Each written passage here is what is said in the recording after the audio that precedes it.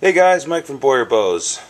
Alright, I've been putting this off for a long time. I'm just going to do it and get this build along over with. This is the final finishing sort of product of the bamboo quiver that I did for you. I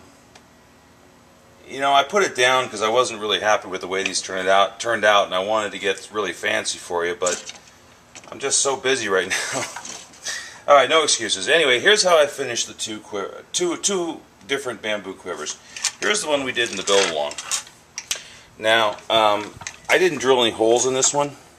What I did was I just wrapped some leather. This was just some leather lace, really cheap stuff that was on sale.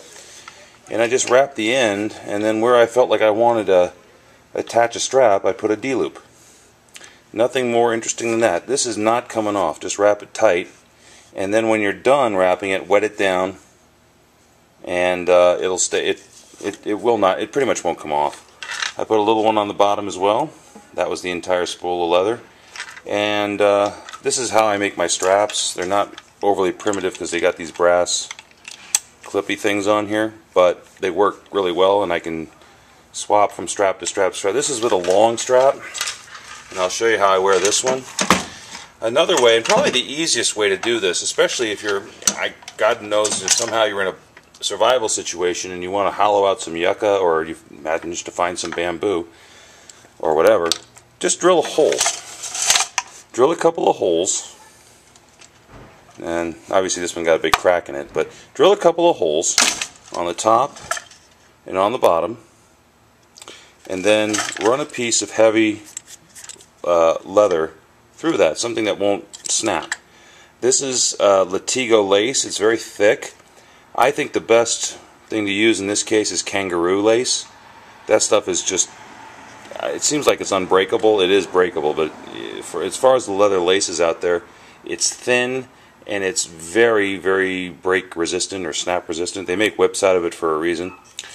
And I just tied a couple of knots, and again, my strap. You could also use paracord for this, or anything that just won't break. You could use the artificial sinew, dental floss, whatever you got on you.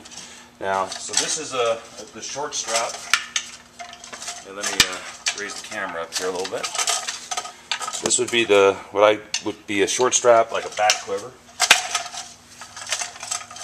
Just wear it like that. Bump the bottom. Get your arrow. A regular back quiver. Nothing too interesting about that. But that's basically it. Another thing you can do is get a really long strap, or you can make an adjustable strap that's both long and short. What I do with this is I just wear it like a plains quiver. It's almost like a side quiver now. You just, it's very comfortable to wear. Because you're shooting up here, the quiver's not in your way. I like the plain style quivers. This is probably the most comfortable quiver. Obviously, if you're hunting or going through, if you're on the plains, there isn't a bunch of mesquite trees and heavy grasses and stuff like that that you have to get through. It's pretty flat and deserty, and this is a great quiver for that because it doesn't catch on to anything. But at the same time, if you're going somewhere where there's a lot of scrub or a lot of trees, brush, whatever, this thing's going to catch on everything, so it may not be the best choice. But for walking the range, it's, really comfortable. You can even put it behind your back a little bit, and then just while you're walking, put one hand here and just enjoy your moment. I really like these. I really am interested in making some more side quivers. Just don't have time right now. But, pull your arrow out, shoot it, and it's right there for you. It's really nice, really comfortable. Anyway, guys, that's a couple of different uses for a bamboo style quiver, a couple of ways to finish it. You can get real fancy and do some other things with it, like the wilderness quiver. You can put bandanas around the tops and the bottoms. You could even, get some fur or hide, rabbit fur, whatever, and just wrap the top so it looks kind of like this, or stick some fur on the inside and then flap it out just before that you get to the drilled holes, and you'll have kind of a top and a bottom like that going on.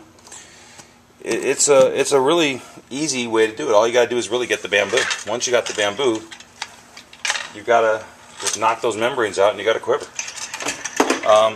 These cracks, they're pretty dramatic looking, but they really don't take away from I got them on both sides of this one, and this thing still isn't coming apart.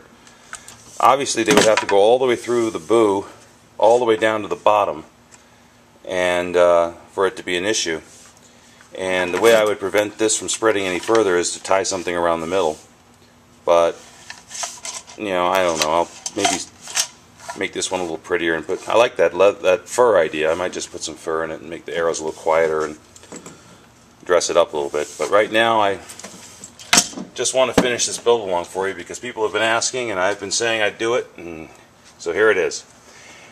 Anyway, that's the end of the bamboo build along. It was pretty self-explanatory, I think, but I do want to give you guys some closure. I'm trying to catch up with all the build alongs I've started, and from now on, one build along at a time.